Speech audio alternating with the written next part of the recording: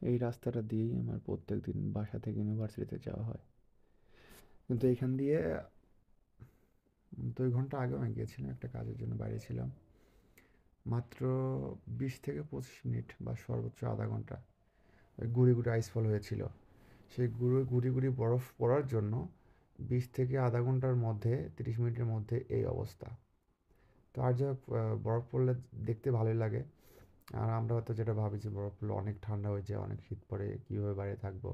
Actually যখন icefall হয় তখনকার ওয়েদারটা ওই মানে রেগুলার যে ওয়েদারটা এখানে থাকে -১, ২, ৩ যখন থাকে তার থেকে অনেকটাই গরম থাকে। আইস যখন বরফ পড়ে তখন তো বাতাস থাকে না, যার জন্য ওয়েদারটা খুবই ভালো থাকে এবং বরফের মধ্যে থাকাও যায়। তো ভালোই লাগে। দেখেন গাড়িগুলা, সবগুলা গাড়ি বরফে ঢেকে পড়ছে। গাছগুলা কত সুন্দর সাদা হয়ে গেছে। নর্মালি এখন ম্যাক্সিমাম গাছের পাতা নেই, সব গাছেরই পাতা পড়ে গেছে। বাট যখন এই আইসফল হয়, বরফ পড়ে, তখন হচ্ছে মনে হয় যে গাছে সাদা ফুল হইছে বা গাছের পাতাই সাদা। দেখতে অনেক ভালো লাগে। বেঞ্চগুলোর উপরেও সেই একই অবস্থা।